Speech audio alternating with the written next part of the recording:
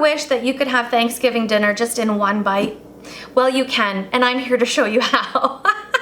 We are making festive sausage rolls, perfect for a Thanksgiving appetizer, for using some leftovers for Christmas, for any kind of wonderful little get-together where you want to taste the beauty of a Christmas dinner in one bite. Now, when I thought about making this appetizer, I thought, oh, let's use it as a turkey leftover recipe, but it's not a sausage roll if you're not using sausage. So I think turkey sausage is key here, and then you can use your leftover stuffing and your leftover cranberry sauce to make these awesome sausage rolls. I say awesome and I say delicious because really they are so perfect. I followed the instructions on my puff pastry box and let it thaw out patiently, and then I'm gonna cut it in half for this batch of sausage rolls.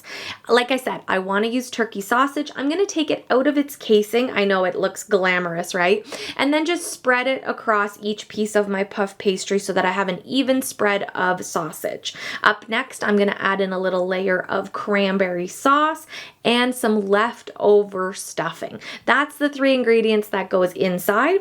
A little egg wash on the edge of each so that when I close it up and roll it, it sticks together, trying to keep all of that ingredients nice and tight and in my roll.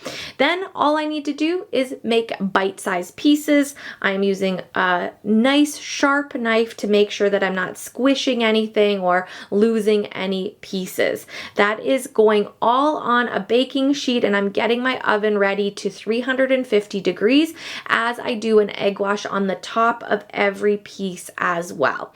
To finish it off, the only other thing that I do, and it's optional, a little bit of sesame seeds on top. I think also everything bagel seasoning works well. About a half an hour it takes in the oven, and then they are ready to consume. Oh my gosh, so good.